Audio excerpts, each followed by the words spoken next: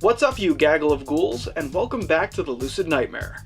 I'm your host as always, Jay Schatzer, and today I have a fabulously creepy and atmospheric flick lined up for us.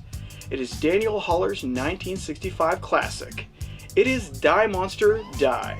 And this one is just all kinds of fun, and it's just entertaining as all hell. So let's dive into this little gem. Here is Die Monster Die. Die Monster Die is a totally creepy atmospheric stunner, forged by awe-inspiring visuals and an abundance of unbound mystery. Headlined by a stellar cast and professionally performed, this unique horror production thrills in its madcap intrigue and extremely gothic undertones. They don't make them like this anymore, so strap on in and get ready for the horrific time of your life. The film takes place in an old and unkempt English estate, where a recently engaged man named Stephen Reinhardt is traveling to in order to meet up with his fiancée Susan Whitley and her eccentric family. Once there, he comes into contact with Susan's father, Nahum Whitley, who mysteriously asks him to leave and never come back. Intrigued by this most unusual of greetings, Stephen decides to stay and get to the bottom of things, but unexpectedly finds that this once lavish estate may have a curse upon it, one that grows a most deadly of dangers. Nick Adams takes on the bold and inquisitive role of Stephen Reinhardt, the heroic young man bound by love. In splendid style and vigor, Adams excels in the proactive role, as he seems destined to solve this most unusual of mysteries surrounding his fiancée's family's estate.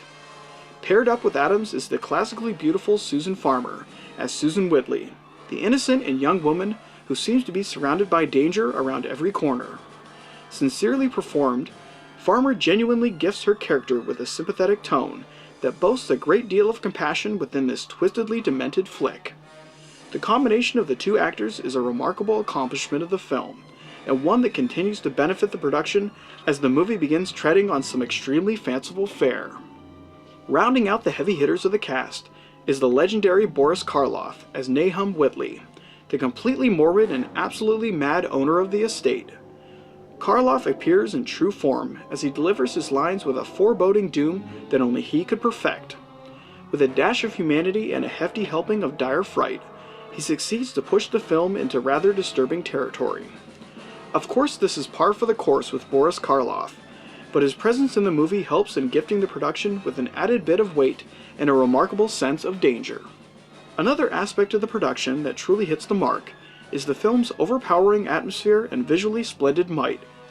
From the fog-covered grounds of the archaic estate to the gloomy interiors of this once lavish mansion, you really get a great sense of awe at all the imagery on screen.